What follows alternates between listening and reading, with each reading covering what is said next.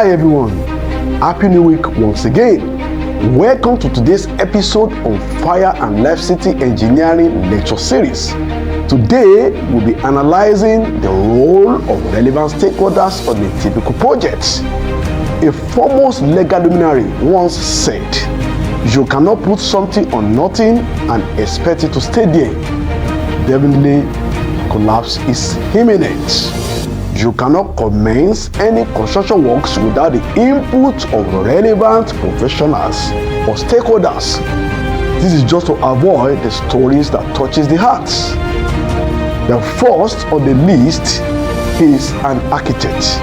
They are also called lead consultants.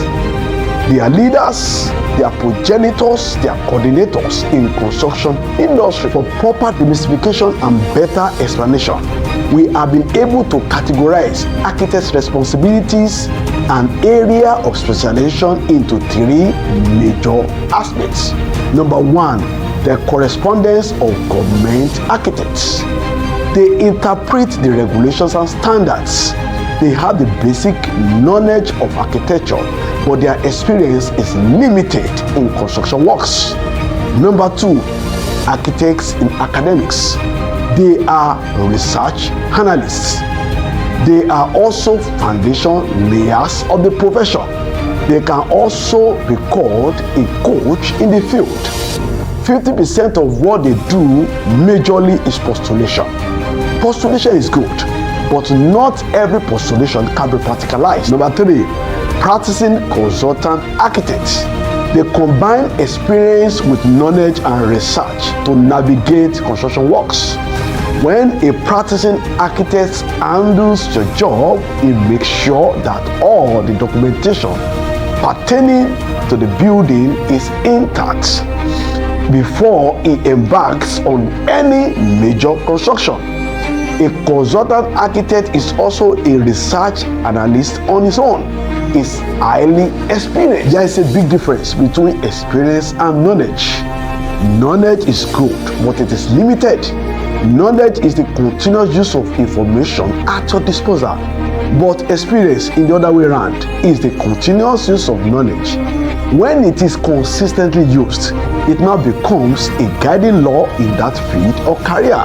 When you hear of any statutory standards or laws in a profession or government establishment, it is the combination of experience that formulated the policy. An architect can be metamorphosized to become a developer, but a developer cannot be metamorphosized to become an architect unless he possesses the relevant qualifications. From my personal investigation with the Lagos State government, Abuja, Port Harcourt and Ghana, most buildings that were demolished by Infano were handled by developers who are not architects. I repeat, most buildings. The good thing about Nigerian architects, from my interaction with them, is that most of them are general specialists in comparison with what is obtainable overseas. This terrain makes them to be rugged. They are highly cerebral. In Nigeria, we have a bundle of architects that specializes in the following. Number one, residential architects. Number two, commercial architect. Number three, industrial architect. Number four, landscape architects. Number five, interior architects. Number six, urban planners. Number seven, sustainable architects. Number eight, historic preservation architects. Number nine, accessibility architects. Number 10, computational architects. Number 11, acoustic architects. Number 12, lighting architects. Number 13, government architects. Number 14, transportation architects. Number 15, health care architects. For seamless construction works with peace of mind, kindly visit the website displayed on the screen for inquiries on how to contact a registered architect or architectural firm. Kindly note that there is no life safety consultant without an architect. Stay tuned for the next episode of Fire and Life Safety Engineering Series. Au revoir.